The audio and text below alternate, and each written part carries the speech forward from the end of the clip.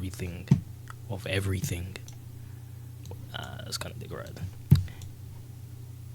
Man, I'm ready to watch this, bro. The Diddy Files, man. Diddy Combs has had an ominous... I just know all of these niggas. I don't know, like, bro, they're in the picture with Diddy. presence in the music industry for the past 30 years. From his suspicious involvement in the demise of Tupac and Biggie, his secretive ritualistic parties in the backrooms, as well as numerous accidental confessions, has made the public pre-decide that he is guilty of all accusations against him. Not only have multiple women filed formal lawsuits alleging him of violent sexual assault and humiliation, but now the federal government raided his home as they investigate his involvement in a global sex trafficking operation. Technically, at the moment, he is not being charged of any crime, but any day now, Diddy could feel the wrath of the American justice system. Today, we are going to unearth the secrets he I was gonna watch Dante's, but fuck it. I was never gonna watch wanted Dante's the world to know, with the goal of determining But I said, one let me shrink thing: said. did he do it or not? It's first very important to understand Diddy's potential involvement in the murders of Tupac and Biggie, because if you believe those allegations to be true, everything that happens afterwards makes total sense. In the mid-90s, Diddy, also known as Sean Puffy Combs, was in the middle of the infamous East Coast... Shazzy, your name was mentioned in the Diddy Files. What do you take me for? I watched Dante's videos to this earlier. This shit is crazy as fuck. Damn. versus West Coast hip-hop rivalry. It all began with East Coast rapper and Bad Boy Records signee, the Notorious B.I.G., versus his enemy, West Coast rapper and Death Row Records signee, Tupac Shakur. And it ended with both of them being assassinated via drive-by shootings. Biggie's murder remains unsolved to this day, but in 2023 we learned that Keefe D was the shot caller for the group of individuals that killed Tupac. Although we do not know the specific details as to why these two rap legends were killed, through all the theories, key information, and first-hand recollections from friends and witnesses of both murders indicate that Sean Combs had involvement in both murders. Biggie and Tupac were friendly and actually respected each other at first. Tupac had begun rapping in 1991, and within 2 years already they have like songs. I mean, shit. He had earned a platinum album. Biggie was a crack dealer who recorded freestyles for fun until someone sent his Crack dealer. tapes to Puffy, who signed him to Bad Boy Records for $25,000. Puffy was also able to use his status in the music industry to connect Big and Pac. Pac became a mentor to Biggie. He once even asked him Oh my, can you stop, bro? to be his manager. I was there, nigga. I trained the nigga. Used to be under me like my lieutenant. The nigga I used to come to New York. I used to do shows and let the nigga come on before I did Keep Your Head Up and Get Around. Because nobody Chezzy the UK Diddy. knew the nigga in New York. And I used to tell the nigga, yo, if you want to make your money, you gotta rap for the bitches. Do not rap for the niggas. I told the nigga, don't rap for the niggas. Rap for the bitches. The bitches will buy your records and the niggas want what the bitches want. So all of a sudden, he changed from being listen to party and bullshit. Wait, is he spitting though? What? To his style. He changed from that. Make music for the bitches? He changed from being listen to party and bullshit. Listen to his style. He changed from that to Big Papa. Pac believes that Biggie used him as a blueprint, changed his whole style, persona, and music to be more aligned with Tupac. Many people Nigga said there ain't no party like a Chezzy party. speculated that Diddy also had a slight obsession with Tupac. He started dripping himself in Versace. Wait, what? Speculated that Diddy also had a slight obsession with Tupac. He started dripping himself in Versace after Tupac did it first. He also got romantically involved in... So wait, this nigga was actually dick riding. Oh, nah. Oh, nah. He's kind of spitting a low back then. women after Tupac had ran through them first. Like Sarah... Oh, that nigga gay. What? No. Also got romantically involved in women after Tupac had ran through them first. Like Sarah Chapman, who ran around with Tupac in the 90s and is now the mother of one of Diddy's... No, what? I did not know this. What?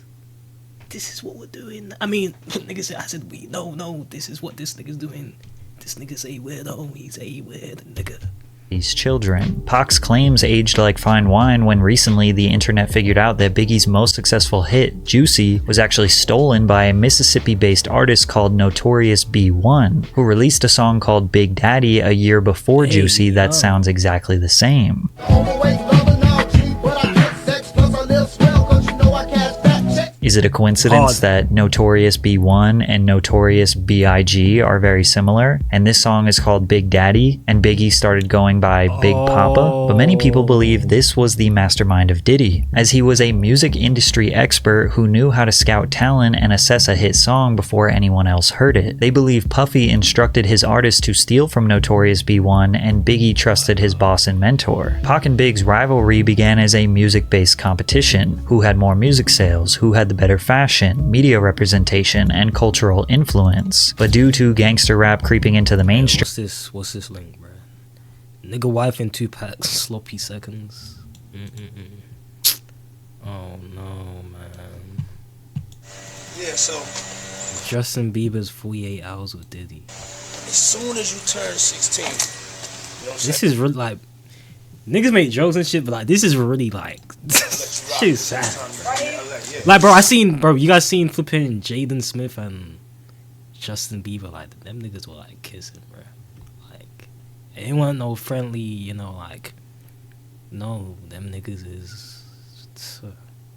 Yo, so every time you come in LA, it's a little dusty, but you know. That shit was so gay, so gay, so gay. The Diddy effects, really, Okay. really intriguing, bro. All right, so I'm gonna be driving this next year. Yeah, when you get 16, you come down there, you gotta, you know, wear your seat. I mean, I'm 15. You could ride in the passenger seat. I got my permit. Not yet. Not Justin. All right, 16. You're not ready. 16. Let's slow down. Let's slow down, Justin. Okay. Let's slow down, One okay? step at a time. But yeah, the keys is yours when you know, when you get 16. You good to go. I'm good to go. Yeah. All right. And then when you get 18, you get the house. You get the mansion. Okay. I get the mansion. Yeah. So where are we off to now? And where would you like to go? I mean, Ew, man, this is really does yuck. Diddy turn that little boy gay? wherever you want to go. Where are we going? We just so check this out, yo. Justin, he's in. You ever seen the movie 48 Hours? Right now, he's having 48 hours with Diddy. Him and his boy. He's looking at Justin like They're he having the was times of their praying. lives, like, you know, where we hanging out and what we doing. We can't really disclose, but it's definitely a 15-year-old's dream. You know, I have been given custody of him. You know, he signed to Usher. I'm signed to Usher. I had Usher, legal guardianship of Usher when you know No, man. he did his first album. I did Usher's first album. I don't have legal guardianship of him, but for the next 48 hours, he's with me. So and we gonna go full. Wait until he turns 16. He gay as fuck. Crazy. I'm Nigga taking 50 this hanging out outside. with What an you wanna 8th do? What you grader. wanna do over the next 48 hours? Usher gay too. 48 hours. Let's go. Let's just go get some girls. Let's go hang with some girls. Some girls. A man after my heart. That's what I'm talking about. What you said? Wait, what? Please. I'm talking about. Some girls. Let's go hang with some girls. A man after my heart. That's what I'm talking about. Man after my heart. Oh no, man. Sad.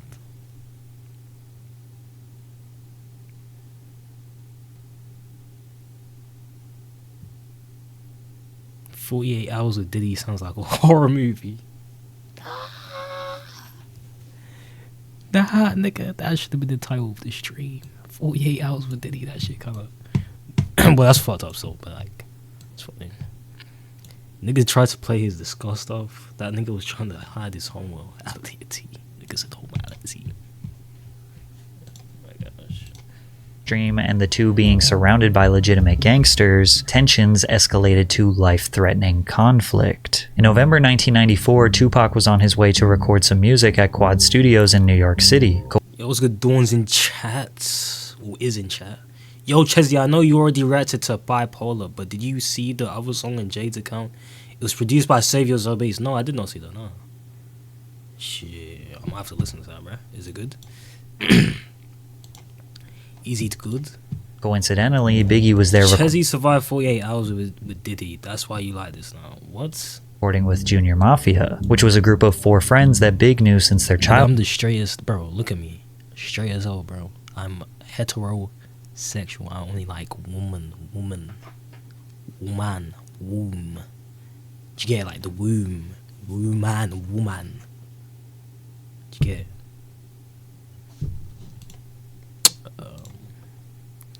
Chezzy organized it.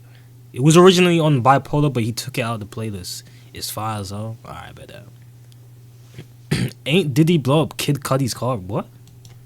Childhood. Where you get this information from? Is that true?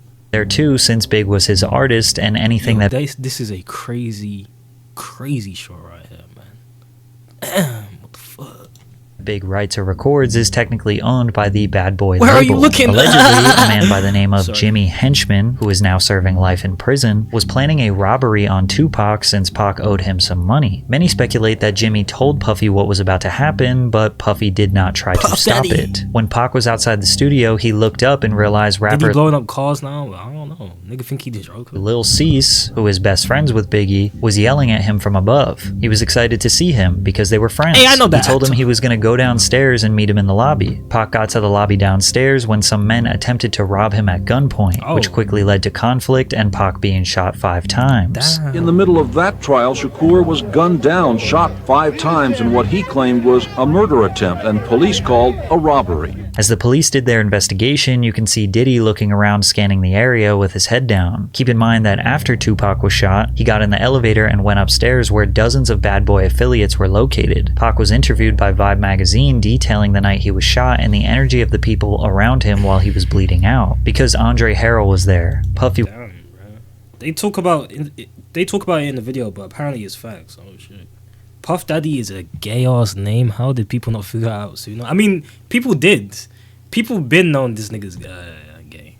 was there. Biggie, nobody approached me. I noticed that nobody would look at me. I've been known this nigga was like zesty and gay since I was like flipping, I don't know, 5 or some shit.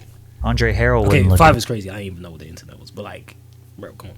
me. I had been going to dinner with him the last few days. Puffy was standing back too. I knew Puffy. He knew how much stuff I had done for Biggie before he came out. Based on Tupac's words here, fans in the media believe that he was hinting that Biggie and Puffy might be behind the attack, which bothered Big and Puff since publicly at this point they were still friends. Tupac article had me pissed off, you know what I'm saying? Oh, was Cybe calling him Puff Daddy on purpose? 50 been saying he was gay. Y'all think Biggie and Diddy was... I don't know. And I wouldn't be surprised though. That's spreading. It's on some tip like we set them up. You know what I'm saying? And that's crazy. It's just ridiculous, you know what I'm saying? But I also understand that if you was to get shot 5 times, mine is just completely spinning, you know what I'm saying? You're real confused about your situation.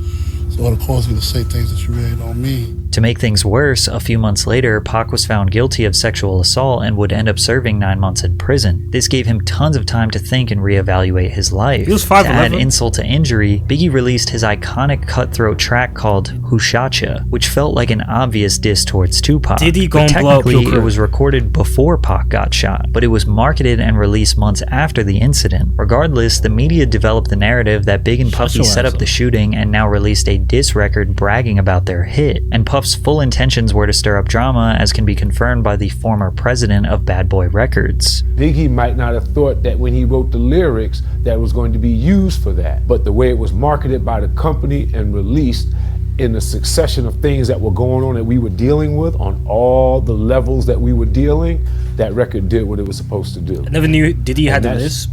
A perfect example of how my former business partner works and thinks. Pac was sitting in jail already thinking that they set him up, and the release of this song was all the proof he needed. But this was so different there. Wasn't the only shooting that Puffy was involved in. Yo, he looks like that one flipping Boondocks character, bro. It's also important to know that Tupac signed to Death Row Records. That Boondocks character, like, I forgot his name, but it must have been based off flipping P. Diddy, bro. Wasn't the only shooting that Puffy was involved in. It's also important to know that Tupac signed to Death Row Records while in prison after the label owner Suge Knight promised to use his money to get Pac released. As they were in the process of getting Pac out, Suge Knight and his best friend Jake Robles, aka Big Jake, were at the Platinum nightclub in Atlanta. Suge confronted Puffy at the club and was choking him. Puffy's bodyguard, Anthony Wolf Jones, steps in to defend him, and then things got out of hand. Next thing you know, shots are being fired and Suge's friend Big Jake was shot shot and killed. Whether or not Wolf shot Jake has never been confirmed, but Suge was holding Puffy responsible for the attack, which was enough to now ignite a feud between the two executives. Quick sidebar, recently fans have noticed that Puffy's firstborn biological son Justin Combs looks a lot like Wolf. How does Did he probably lied to him when Suge was choking him? your son look more like your best friend than you? Anyways, in October 1995, Tupac got out of prison and he wanted war. I have no fear. I have only ambition, and I want more, and I will do anything to protect and feed my family. And these niggas represent a threat. Pac got out and immediately started taunting and scheming on Bad Boy Records as much as possible. In the days after his release from prison, he jumped into the studio to record his next album, All Eyes on Me, and he talked about the anticipated tracks. Two of America's Most Wanted with me and Snoop. That's gonna be a humdinger, right? Shorty Wanna Be a Thug. That's gonna be a big one. And Wonder Why They Call You Bitch with Faith. That's gonna be a big one. He mentions Faith, aka Faith Evans, who was married to Biggie for over a year at this point. Imagine your wife jumps. See, look at this couple right here. This goes to show that looks ain't everything, and you know, I have faith that I will find the one. You know what I mean? One day, bro. Pat knew he was gay. Yep. Faith was so fine. In the studio with your biggest enemy 1 week after he gets out of jail. Pac was also seen with Faith Evans at Whitney Houston's album release party. The rumor is that Biggie cheated on Faith and that she was trying to get back at him by cheating with Pac. Pac also allegedly started messing around with Mary J. Blige, who was a close friend and business partner with Puffy. Then Death Row Records held the flip. Is Biggie looking at the camera with Faith in that picture? a Christmas party in I don't know. 1995 where a close friend of Puffy, Mark Anthony Bell, was mercilessly beaten and forced to drink urine after refusing to give Bell was mercilessly beaten and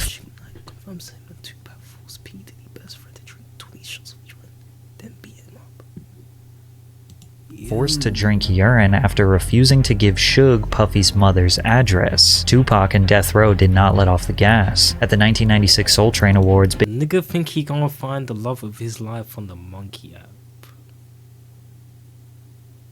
Hell no. Biggie won the award for Song of the Year, and Tupac won I'll Best find the love of my life in Nigeria. Rap Album of the Year. The homeland. After Big got his award, he took some pictures backstage and then Where is exited this the nigga venue looking? because he had to go to the airport to catch a flight. And that's when Pac and Suge pulled up in a Hummer taunting Oh him. my, that While he's waiting for the car to pull is up, so bad. Suge and Tupac pulled up in the Hummer, and Tupac was really loud, yelling West Side, cursing, yelling a bunch of stuff, and Suge came from the other side and was like trying to actually walk up to us saying he just want to talk to Big, like want to talk, but of course everybody got in front. Our women don't want you. You don't speak for them, ass nigga. You will Chezzy, just be patient, my boy. Willard, thank you, my bro. I appreciate that, man. No, I will. I was a little yelling and arguing for a minute, but Patience is a virtue. Patience is key. You're right. everybody got in front, kind of stopped everything. Despite Biggie's gangster lyrics, he was really a chill dude who didn't want to beef with Pac. Remember, he looked up to him. He always thought they were friends, but as we are speculating, he seemed to be a pawn in a much bigger operation. He knows you sent somebody to shoot him that first time. Is that true or false? Why? No, it's false. Why would I do that? Okay. Do you think he was just hyping a record, or you have no idea? I don't know what was the problem. I wasn't inside his head at the time. I don't really know what's the reason for him doing what he did. Tupac was a man on fire. A man who he believes was wrongfully convicted of a crime he didn't commit, was constantly being slandered by the media, and now feels was being disrespected by his biggest enemies, on top of being surrounded by real gangsters. He released a music video alongside Snoop Dogg called Two of America's Most Wanted, which featured a skit mocking Biggie and Puff. Pop, please don't kill me. It was Buff's idea. No, man. I'm just a rapper, man. Please don't take me out the game. Interesting that Tupac himself instructed the Biggie actor in the 90s to say it was Puff's idea, as if he knew the truth. Then Pac released one of the most abrasive and iconic diss tracks of all time, Hit 'Em Up. He starts off the song claiming he had sex with Biggie's wife and then directly calls Biggie, Puffy, and Junior Mafia all bitches, along with various other threats. The pressure was on Bad Boy. Pac was not going to stop, and Puffy couldn't take the heat. Biggie's bodyguard, Gene Deal, recalls when Puff reached his tipping point. He said, "I'm a businessman. I'm about making money, but something gotta change. I don't give a if Pac gotta die, Big gotta die, or Suge Knight go to jail. Something's gotta change. Gene was taken back. He wondered if Puff realized that he just said he didn't care if his own artist died. At the same time, he still wanted to play gangster games. As we all know, these gangster games only lead to two outcomes: death or jail. Why you look Indian? Tupac would meet his fate on September 13th, 1996. He probably just got Indian blood in him. Death or jail, and Tupac would meet his fate on September 13th, 1996. Oh, niggas don't know about Queen Nefertari. Jail, and Tupac would, you know what I'm saying? No one know about Queen Nefertari. meet his fate on September 13th, 1996. Pac and the Death Row Squad were attending the Bruce Seldon vs. Mike Tyson boxing match in Las Vegas. Hyped up from the testosterone and the energy of the fight, Pac wanted some action. A Death Row associate pointed out Orlando Anderson to Pac, who was a Southside Crip gang member, a rival to the Pyru Blood set that was affiliated with Death Row Records. Pac went up to Orlando and punched him in the face. Then Death Row associates put a beating on the man. Later that night, Suge and Tupac were driving down East Flamingo Road to Club 662, when suddenly a white Cadillac pulled up beside them at a red light and opened fire on Tupac. He was hit 4 times, with the fatal shot piercing his lung. Just last year, Las Vegas police arrested a man called Dwayne Keefe D. Davis, who was a shot caller for the group of individuals that committed this crime, and he orchestrated the plan that was carried out. Ironically, Keefe D. has been confessing his involvement publicly on the internet for years. In 2008, he confessed that his nephew, Orlando Anderson, the man that Tupac punched earlier that night, was the one who actually pulled the trigger. Keefe D has now identified his own nephew as the murderer of Tupac Shakur.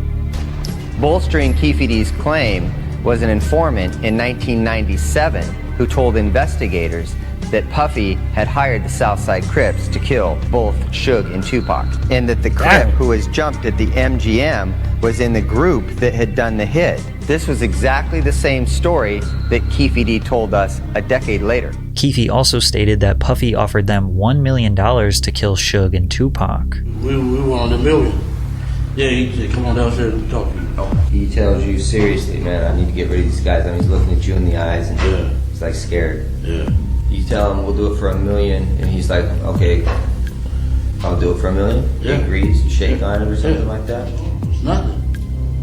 Who brought up the amount of $1 million? He did. Puffy did? Yeah. Okay. Was it you? No, it wasn't me. I'll shit. $1 million out there. Yeah. So, this information has been out from time this nigga's literally snitching. And no one didn't, like, niggas didn't do nothing about it, bro.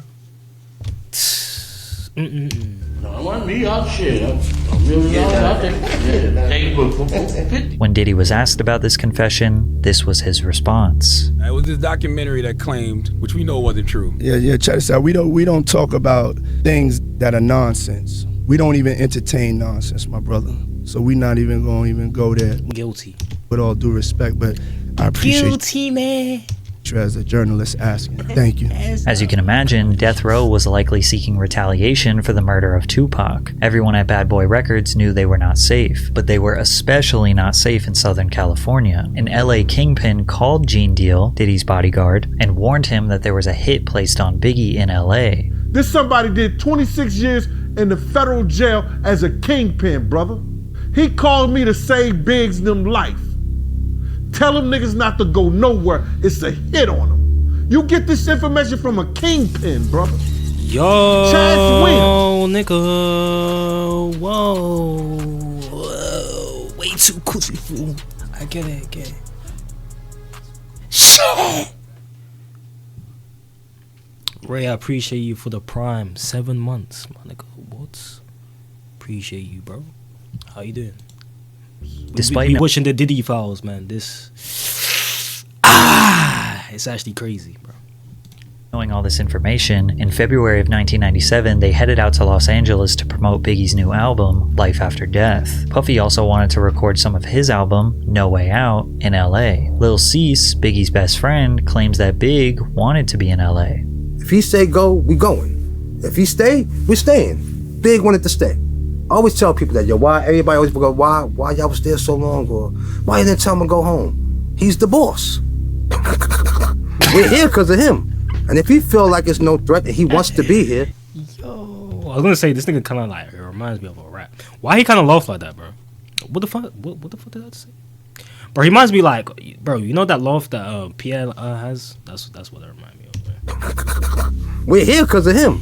You heard the new Launcey and YT snippet? It's insane, bro. The jerk one, yeah, that shit fire. If he feel like it's no threat and he wants to be here, it's our job to stand down with him. Biggie was not taunting the West Coast. He genuinely loved being in LA. He received a lot of love from fans, promoters, radio DJs, despite being surrounded by his enemies. Instead of claiming to be the victor of his beef with Tupac, Biggie wanted to use his life to inspire change and squash the East Coast versus West Coast beef. The truth is, over the years, Puffy and Biggie had made so many enemies that they didn't really know who was after them, but they overstayed their welcome in the City of Angels, and Big's demise came on March 9th, 1997. After presenting an award at the 1997 Soul Train Awards, the Bad Boy crew attended the after party hosted by Vibe magazine at the Peterson Automotive Museum. Biggie left the party riding in the front passenger seat of a Chevrolet Suburban SUV with Puffy and other entourage members driving directly in front of them. As they stopped at the first red light, a dark-colored Chevrolet Impala pulled up alongside Biggie's SUV. An unknown assailant inside the Impala rolled down the window and fired multiple shots at Biggie's vehicle. Biggie was hit numerous times by gunfire, sustaining 4 gunshot wounds. One of the bullets struck him in the chest, causing severe internal injuries. He was immediately rushed to the Cedars-Sinai Medical Center, but pronounced dead at the hospital that night. So what happened? Well, Puffy's business partner said that they had used up all their budget on security, so they couldn't hire extra security for this evening. Keefe D was also at this party and offered protection. Puff told him to stand down. Puff decided to ride in the separate car located in front of Biggie's. Then he gave his security guard, Gene Deal, very strange instructions rather than maximizing Big's protection. I tried to ride on the side of the car. Puff said,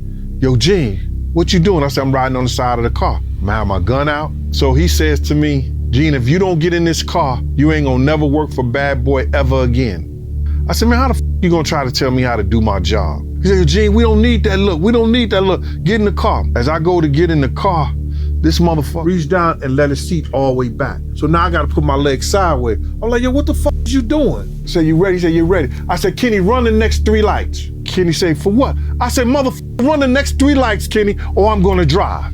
Kenny just took off. The first car ran the red lights, but the car behind them did not follow. They decided to stop at the red light. Lil Cease had his head hanging out the window. That spend would never he would though. Trying to holler at some girls. Then out of nowhere, the shooting took place. According to an FBI agent, Phil Carson, who worked on the case for several years, Suge Knight hired Amir Muhammad to carry out the execution. However, the agent says that the original target was not Biggie. They were targeting Sean Puffy Combs. Gene also believes this story is the truth. I believe it was meant for Puff. The people that tried to kill Puff that night, for whatever reason, because we had some beef with some Muslim cats in Soul Train too. For whatever reason, the people that's trying to kill Puff, Big became a casualty of Puff shit. When they rushed Big to the hospital, Lil Cease, who literally looked the shooter right in his face, gave a description to Gene. This is what he said. Little Cease at the hospital, he said a Muslim shot Big. And I said to Paul, with the blue suit, white shirt, blue bow tie, he said, Gene, how you know? Femi, Len, YT, Launcey, and Tebow in the studio as we speak. That's a crazy lineup. Tebow, I think what was it? He made the song. Was it Jerk? That shit was cool to me. But Femi and Len, bro, that's crazy. Man, if only they shot Puff instead. Yeah, man. Yeah. Who the hell was P. Diddy? You're trolling. No. I said, that motherfucker walked up to Puff. Jerk and BT. Yeah, I heard Jerk. I didn't hear B22S. Is up to what the FBI uncovered. All in all, to say that Puffy set up the murders of Pac and Biggie is not exactly accurate, but the origins of the beef and the escalation of the beef can most definitely be traced back to Puffy. Also, he definitely knew that danger was looming for Pac and Biggie and did not even come close to trying to prevent both of their deaths, because at the end of the day, Puff isn't Femi about to drop us all? One who benefited most from them dying. Think about it from the perspective of Puffy the businessman. Tupac dies, that makes Biggie the winner. Biggie looks like the ultimate gangster that one snippet, who warned... there's a snippet that's in my head. It goes like, RP Lote, I've been the youngest flexer. Like, that's some real music, man. I need that to drop.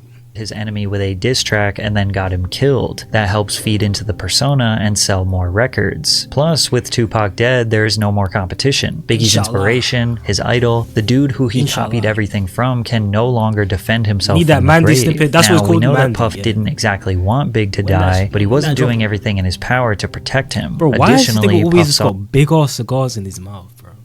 I mean, like, yeah, niggas can enjoy cigars, of course, but you know, the video that we're watching, it kind of has got me a bit sus. how much money Death Row was making after Tupac passed. Tupac Shakur sold 67,000 records in the week following his murder. 2 months after he died, they released The Don Killuminati, The 7-Day Theory, which Shakur recorded under the name Machiavelli. It debuted at #1 on the Billboard Hot 200 with first week sales of 664,000 and 250,000 the second week. To this day, Tupac has sold 75 million records, most of which came posthumously. Puffy owned all of Big's publishing. He allegedly purchased it from him for $200,000 years before he passed, which meant that everything he recorded or wrote for himself or other artists, Puff owned all of Biggie's percentage. Jay-Z's on that spectrum as well, bro. He's on that zesty spectrum.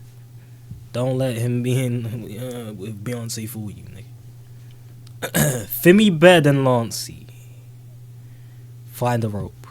Aside from the tens of millions of dollars in albums Big sold posthumously, Look, the thing is, like, bro, niggas, bro, Lancey, bro, he literally does everything, bro.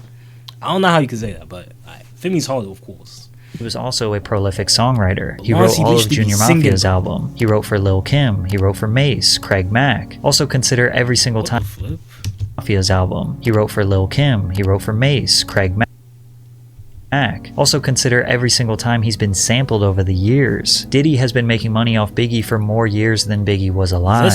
There were even suspicions that Biggie was aware of how much control Puffy had over his music and tried to sign over all his new music to his infant daughter, but passed away before he could get the business deals done. Biggie's mother, Valletta Wallace, has repeatedly expressed her distrust of Diddy. The truth is, Christopher accepted the illusion of a friend and mentor for about $25,000. That's the amount Puffy lured my son with. That was a lot of money for Christopher back then as a 19-year-old. She continued by saying that she was glad her son does not have to witness that the very people that he thought he could ride and die with wouldn't think twice about using his mother. She added, "I am glad that he is not here to see how they have used his image and his name." Diddy was filthy rich, extremely powerful, and evidently unpredictable. Imagine how easy it was to leverage his power in the music industry and his personal life. If you said no to him, in theory, he could blackball you. Like, I'm sorry, how are you not looking at this picture and just saying, like, bro, this is a zesty guy right here? Or you, or maybe something more permanent. So consider that when we begin analyzing his history of suspicious behavior. I got my MTV out. Savage! I'm a savage! Oh! I'm a savage! Whatever I want, I'm going to get! Whatever I want, I have to get! Let's start with the mysterious Puffy's Flavor Camp, where Diddy would mentor teenage musicians like Usher and give them a taste of the music industry. R&B sensation Usher was nothing short of a child prodigy. By age 13, he had already been discovered in Atlanta by L.A. Reid, and they sent him to New York of the music industry. R&B sensation Usher was nothing short of a child prodigy. By age I didn't know Usher was doing it for this long. Damn, bro. What the hell? What? Kai Sinat? You're just chatting to chat. Flavor Camp, yeah, bro, that's crazy. 13, he had already been discovered in Atlanta by L.A. Reid, and they sent him to New York City to record his debut album with Diddy. In 1994, Usher was just 14 years old, and he moved into Diddy's house to be a part of his Flavor Camp. I mean, but hey, it was curious. I got a chance to see some things. Cute nigga, what? Things. Yeah, but you were 13. What were you seeing? I went there to see the lifestyle. Right. And I saw it. And it was. Oh, no. And it was, but I don't know if I could indulge and understand what I was even looking at. It was pretty wild. So nobody tried to, some woman didn't come along. I didn't say that. Okay. I didn't say that. What I did say is that there were very curious things taking place, and I didn't necessarily understand it. Usher has been very reluctant to discuss what happened when he lived with Diddy. In a 2004 article with Rolling Stone, he said, "Puff introduced me to a totally different set of shit. sex specifically. Sex is so hot in the industry, man. While he was in New York, he lived at Puffy's house in Scarsdale. There was always girls around. You'd open a door and see somebody doing it, or several people in a room having an orgy. You never knew what was going to happen. Some people look at this as nothing short of grooming a young boy. One time, Diddy himself sad man, groomed him, yo. Diddy the new Epstein. Detailed what living with Usher was like. Back in the days when he was like 10 and I was a little bit older, his older brother, we used to fight over the Frosted Flakes. You know what I'm saying? Before pause was invented. You know what I'm saying? But it's my brother for real. We used to actually wrestle off of the Frosted Flakes because he used to always get them earlier than me. Now he's one of the richest stars in the world. Yo, what the f did Puff just say? Even though Kevin Hart was just joking, he really was the only one that seemed to question what Diddy was talking about. But Usher looks kind of uncomfortable. And you'll notice a theme where Diddy is very comfortable touching other people, embracing them, calling them pet names, and almost always the other person's body language screams they do not What's that nigga's name again? Bud, man? He's zesty as well. like it. Man, you doing it, man. You deserve it, daddy. You putting in that work. But Usher is not the only artist in the industry who may have been a victim of Puffy's flavor camp. Justin Bieber was also mentored by Diddy early on in his career. Bieber, just after his 15th birthday, spent 48 hours with Diddy. Diddy gifted him a Lamborghini Gallardo and let the world know why him and the teenager were hanging out. Where we hanging out and what we doing, we can't really disclose, but it's definitely a 15-year-old's dream. I don't have legal guardianship of him, but for the next 48 hours, he's with me. So Meat Mill lied that shit, bro. Get up! And we gonna go full crazy. Combs seems to be acting strange, but Justin seems alright. At the time, he was still a young star, glamorized by the industry. 1 year later, his demeanor towards Diddy was much different. What's up, man? You good? I'm good. How are you? Alright, young brother, everything's good? Everything's Selling great. out arenas and everything? Starting to act different, huh? No, you ain't been calling me and hanging out the way we used to hang out. Well, I mean, you try to get in contact with me, through all my, partners and whatnot. Mm-hmm. Just look at his body movement, the way he's speaking, starring. But you never really got my number, so. Now, Combs is renowned for hosting lavish and star-studded parties that have become legendary in the entertainment industry. Diddy parties are famous for attracting A-list celebrities across all industries. I had the craziest mix, Combs told Oprah. Some of my boys from Harlem, Leonardo DiCaprio after he just finished Titanic, I had socialites there and relatives from down south. Diddy parties are typically hosted at luxury venues or his own private residences. The media were quick to anoint him the modern-day Gatsby, a title he embraced with open arms. Have I read The Great Gatsby? He said to a reporter in 2001. I am the Great Gatsby. However, many people forget that one of Diddy's first parties ever resulted in the deaths of 9 attendees. In 1991, 22-year-old Sean Combs was the promoter of the Heavy D's and Puff Daddy celebrity charity basketball game at City College's Nat Holman Gymnasium, the infamous Puffy Party where a stampede occurred taking the lives of 9 people. Some of the hottest rappers in the game were set to attend. Boyz II Men, Phife Dawg, Big Daddy Kane, Jodeci, even LL Cool J and Mike Tyson showed up. The crazy part is that fans could see all of their favorite stars for just $12. The first problem occurred with the tickets. Keep in mind, this is in '91, so people had to go to physical locations like the Apollo Theater box office to buy tickets. Tickets were also sold at local shops like Boss Emporium, and even free tickets were given out on the radio by Funkmaster Flex. The facility could only hold 2,730 people, but they had no idea how many tickets they sold, as no proper system was set in place to keep track. Despite this, Gene Deal recalls Puffy requesting to cut security presence in half. This particular day, Puff calls me the day before we supposed to do the party and say, yo, Gene, I don't need y'all to do the security outside. I got the FOIs to do it.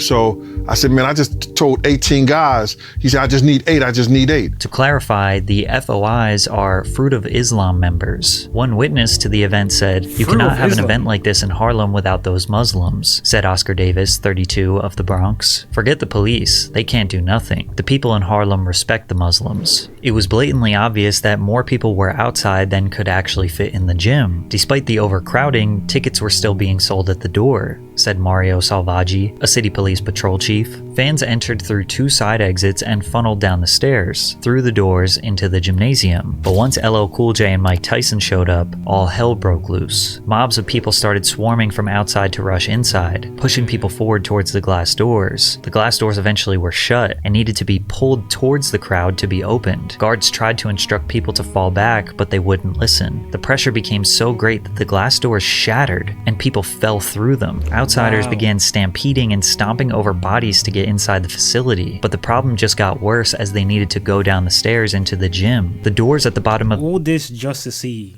other human beings, man.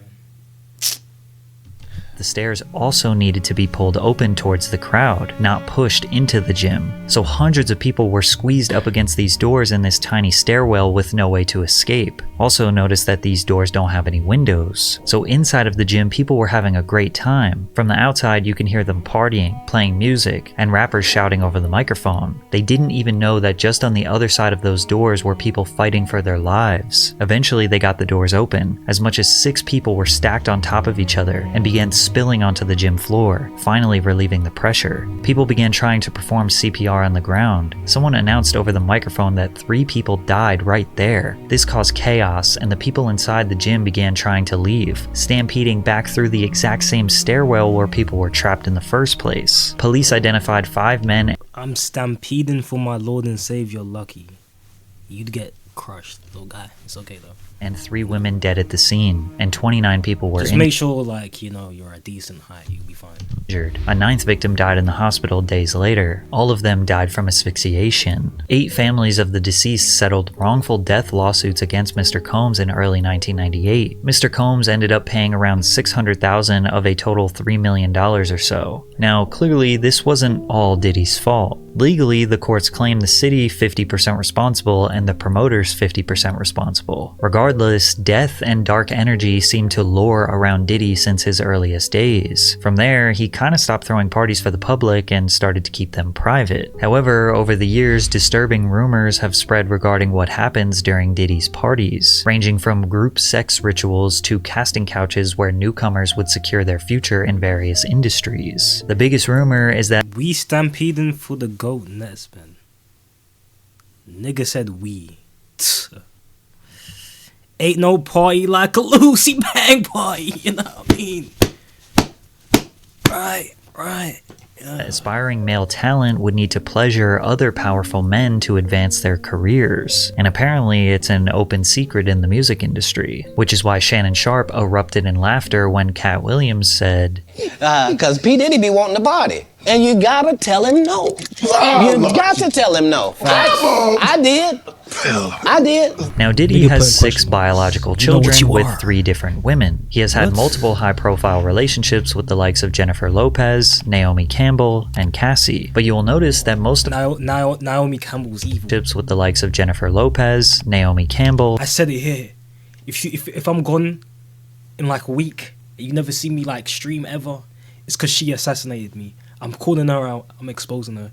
She's an evil sex trafficker. She's evil. Oh no, I'm gonna get shit. I'm gonna get blacklisted, bro. That was a joke. But these niggas are evil, man. These people are evil. Nigga, what, bro? What is this language, bro? Let me do my translation.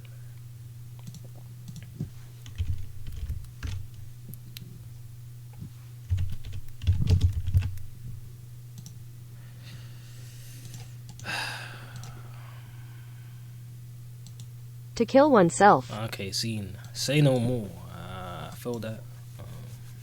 Yeah, sure.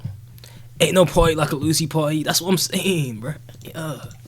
And Cassie. But you will notice that most of the party stories that circulate involve him being surrounded by men. Josh Ostrovsky, who goes by The Fat Jewish on social media, detailed his strange experience at a Diddy party. am on ecstasy and I'm trying to find the bathroom and I can't find the bathroom and I get lost. So I open a door and in that room there are a bunch of men laying about and, you know, kind of like very like kind of leaning on each other. Not like if you were spooning but facing each other and like leaning up on your elbow and talking. Like it would almost be the prelude to an orgy. Yes. Oh, absolutely. Okay. Oh my God. Oh Okay. my God. It was so prelude to an orgy. And who is lounging in my direct eye line? Puff Daddy and Felix the House Cat, famed house music producer. Yeah, no, I know are who that is. basically spooning each other. And they're drinking a glass of Hennessy. And they're like sharing. They're like passing it back and forth. And everyone's talking. And everyone's just like talking. Yeah. And then as soon as I see them, I'm like, all men though. There's not all one woman men, in this room. all men. And Yeah. they're all 100% on ecstasy. Shortly after Josh and Diddy locked eyes, he was kicked out. Josh, who is a gay man, immediately felt like he was in a room full of other gay men. But there was no he's real zesty as well. accusation nor damning evidence here. It could have just been a group of guys chilling. So let's take a listen to rapper Exhibit recounting his experience partying with Diddy.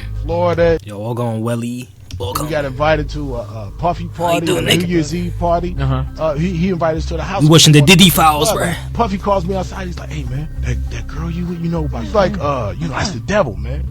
You know what I'm saying? I was like, "What you Devil mean done. that's the devil?" So we get into the truck. He said, "Let's go to this club." You know, we sitting there vibing to the music, and then she point over the corner. It's two dudes kissing. You know what I'm saying? I'm like, "The f is this?" And then she point another direction. It's another dude over there, like butt ass naked dancing. You know what I'm saying? We take off, man. Based on X's story, it seems like Diddy brought him to a gay club. Or maybe coincidentally, Exhibit just looked at the only two gay couples in a regular club. 50 Cent also recalls one of the first times he met Diddy. We gotta kick it. This is Puff. Okay. He telling me we gotta kick it and shit. And he was like, yo, why don't we like go shopping or some shit? I mean, like, I pay for it. And I was like, what the fuck this nigga just said? Puff is a fruit pie. Can't stop thinking about that one Meat Mill video. Bro, we literally seen the video in this video. We seen the clip in this video, right? Now, there is no doubt that homophobia has been prevalent in hip-hop forever. However, some people are just simply not gay, and Diddy's actions make them feel uncomfortable. Like rappers Fabulous and Jadakiss, who were pressed by Diddy on a podcast that got really awkward really quickly. He began by repeatedly calling the host Nori Daddy. I got it. Mr. Lee. Yeah, I love this drink. Where you put my Chance with you. I bag like at? when you like this, Daddy. Yeah, where you put my bag Daddy, at, I like Mr. when Lee? you It's scrambling right and here. scraping. Come on, nigga. Bro, he's not even trying to hide it. He's not. What? No, I like that. You know, I've been practicing. Then he proceeded to ask Fabulous why he didn't want to party with him. See where I look Did you back miss on me? where I became. Did you miss me though? For real, because I'm I saying miss- it seams like a thing. I with miss this partying birthday with party, Puff, man. I Man, miss but I'm partying talking about with for your birthday. Huh? Why won't you party with me for your birthday, man? We partied for my birthday before. You came to my party. No, but me and me. I genuinely would feel uncomfortable, bro. Like a gay nigga really trying to just get you to just like party with him or like do things with him. Like what the fuck? Like, nigga, what is wrong with you? He never really party, you know what I'm saying? Jadakiss kept his head looking straight down for almost the entire interview, and you could tell Fabulous was very uneasy about Diddy's presence. Yep. When Diddy was confronted about it, this was his response. Oh, you're scrambling and scraping for shit. That was you. Scrambling. What? You said, I like when you do it like that, Daddy. When you scrambling and scraping for shit. Hey, man. Nah. I mean, I was You don't go back and look at that stuff and laugh? I mean, it could be funny. I don't really be on it like that. Yeah. It seems like he genuinely has no idea why people thought what he said was weird. He says things, he doesn't even know what he's saying is like fruity. You know what I'm saying? Like, he says something fabulous and he goes, yo, but me and you, we ain't party. Like, we need to party.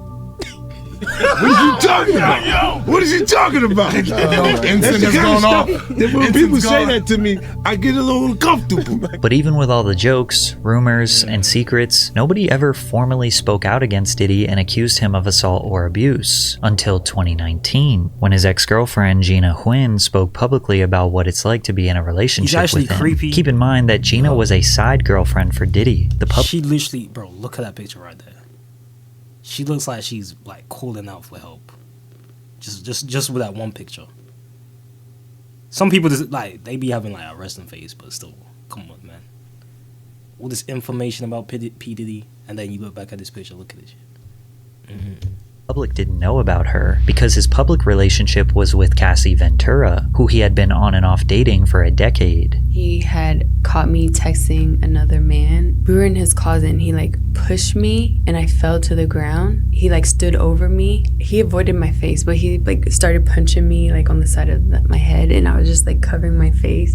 He like stomped on my stomach, like took the wind out of my breath. I couldn't breathe, pleading to him like, can you stop? And he like stopped for a little bit. He like grabbed my hair from the back and like was like punching the back of my head. She also claims that she was pregnant with his child in 2014. You mind telling me what happened with that pregnancy? He was like, you're gonna get an abortion, right? I was like, I don't know yet. And then he offered me $50,000 to get rid of it, but I turned it down because I just loved him. Gina did not take the money.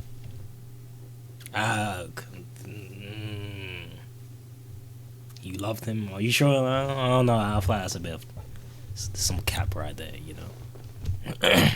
I turned it down because I just loved him. She kind of deserved it. Damn. Gina did not take the money, but she also did not have the child. 4 years later, she got pregnant again. Gina goes on to detail multiple other instances of emotional and physical abuse, but she never filed any formal charges. It wasn't all the way until November of 2023 that someone finally filed a formal lawsuit against Diddy. After that, the floodgates were opened, and Sean Combs' dark past crept out of the shadows. In the lawsuit, Cassie Ventura, his longtime girlfriend, accused Mr. Combs of and of repeated physical abuse over about a decade. As you can imagine, this lawsuit and these allegations went extremely viral. After all these years of shady rumors, weird behavior, and dark secrets, the entire world was prepared for Diddy's decline. Ventura and Combs met in 2005 when she was 19 and he was 37. He heard a song she was marketing called Me and You. He then contacted Ryan Leslie, who wrote Cassie's first single, and paired Bad Boy Records with Leslie's Next Selection imprint for the release of Cassie's debut album. In August 2006, Cassie released her self-titled album under Bad Boy Records. The pair formed a close relationship through working together for several months as Cassie became the face of Diddy's fashion label, Sean John. In 2007, Diddy separated from his longtime partner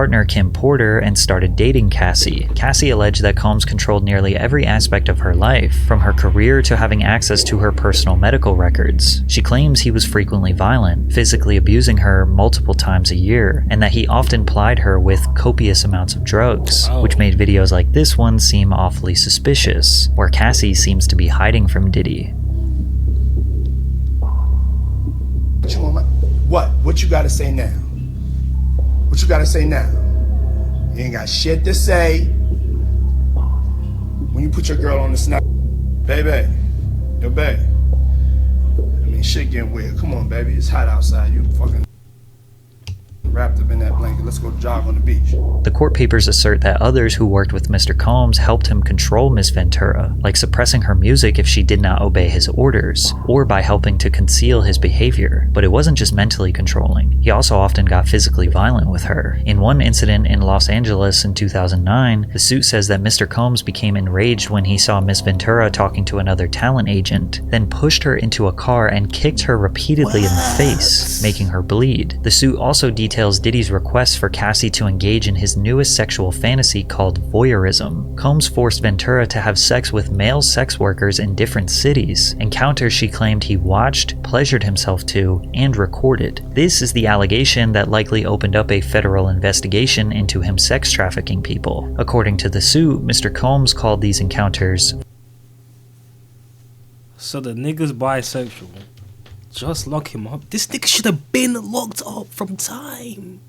Yo, what? Into him sex trafficking people. According to the suit, Mr. Combs called these encounters He's a full-on weirdo. He's a weirdo. freak-offs, which involved costumes, like masquerade masks and lingerie. The lawsuit continues to detail some of the most horrific, embarrassing, and torturous behavior Diddy allegedly committed. Combs' lawyer, Benjamin Braffman, responded to the lawsuit on behalf of him. Mr. Combs vehemently denies these offensive and outrageous allegations. For the past 6 months, Mr. Combs has been subjected to Miss Ventura's persistent demand of $30 million, under the threat of writing a damaging book about their relationship. Despite them denying everything, the lawsuit was settled just 24 hours after it was made public. We don't know how much, but due to the severity of the charges, the public assumed that Diddy coughed up tens of millions of dollars to keep her quiet. And while Combs likely believed that he escaped Cassie's lawsuit unscathed, a woman named Liza Gardner filed a lawsuit on November 23rd. Gardner claimed that she and a friend met Combs and singer-songwriter Aaron Hall at an MCA Records event in either 1990 or 1992. They returned to Hall's apartment for an after-party where she was offered more drinks and was coerced into having sex with Combs, who assaulted both her and her friend. In another complaint filed the same day, Joy Dickerson Neal alleged that in 1991, she reluctantly went on a date with Combs, who intentionally drugged and sexually assaulted her after their dinner. Diddy denied the allegations through a spokesperson who claimed that the women's claims were fabricated and accused them of exploiting the Adult Survivors Act. The New York's Adult Survivors Act temporarily eliminated the civil statute of limitations for survivors of sexual assault, which gave them the right to file a lawsuit against the perpetrator regardless of how long ago it occurred. Then another woman came out. Jane Doe alleged that Combs, his longtime lieutenant Harve Pierre, and a third unidentified assailant gang-raped her when she was 17 at Combs' Manhattan recording studio in 2003. Pierre, who previously served as president of Combs Bad Boy Entertainment, had also been sued by a former assistant, who alleges he used his position of authority as plaintiff's boss to groom, exploit, and sexually assault her several times between 2016 and 2017. The lawsuit further claimed that men trafficked Doe across state lines from Detroit to New York City on a private jet, supplied the teenager with drugs and alcohol until she couldn't consent, and then violently assaulted her. The complaint also included several photos that Doe alleges were taken at the studio that night, including one where she is sitting on Combs' lap. "Enough is enough," Diddy said on Instagram. "For the last couple of weeks, I've sat silently and watched people try to assassinate my character, destroy my reputation and my legacy. I did not do any of the awful things being alleged. It's crazy I will fight as for well, my like- name, my family, and for the truth." But it This lying as well. wasn't just women accusing him. In February of 2024, Combs' former producer and videographer, Rodney Lil Rod Jones, filed a federal Lil Rodney. lawsuit against Combs, alleging Combs sexually harassed, drugged, and threatened him. According to the lawsuit, Rodney Lil Rod Jones lived with Combs between September 2022 and November 2023, With the during fat which ass he butt. worked on Diddy's most recent album, the Love Album, Off the Grid. As Combs' videographer, Jones allegedly secured hours of footage and audio recordings of Combs engaging in illegal activity. The activity the suit alleges includes acquiring drugs, soliciting sex workers, providing laced drinks to minors, and sexual assault. Jones alleges that he was the victim of constant Imagine Diddy's kids seeing all this old. Wait, what? Seeing this all this? Me seeing all of this? Bruh. Yo, what's good, Slime? Tuesday stream? Yeah, rare Tuesday stream, nigga. unsolicited and unauthorized groping and touching of his anus by Mr. Combs. Mr. Jones was forced by Mr. Combs to work in Mr. Combs' bathroom as Mr. Combs walked around naked and showered in a clear glass enclosure. In the lawsuit, Jones also alleges that Young Miami, who is Diddy's most recent girlfriend, was among those who were paid Wait, Young Miami? monthly fee by Diddy to work as his sex workers. Jones believed Diddy was grooming him with the goal of passing him off to others. While on a yacht in January of 2023, Jones Usually be Monday or Thursday, yeah. If I can't do Monday, I'll just do I'll try to do Tuesday. On Thursday, I got a big surprise for you. What's good, Nashidi? I'm ready, bro. Song of the summer.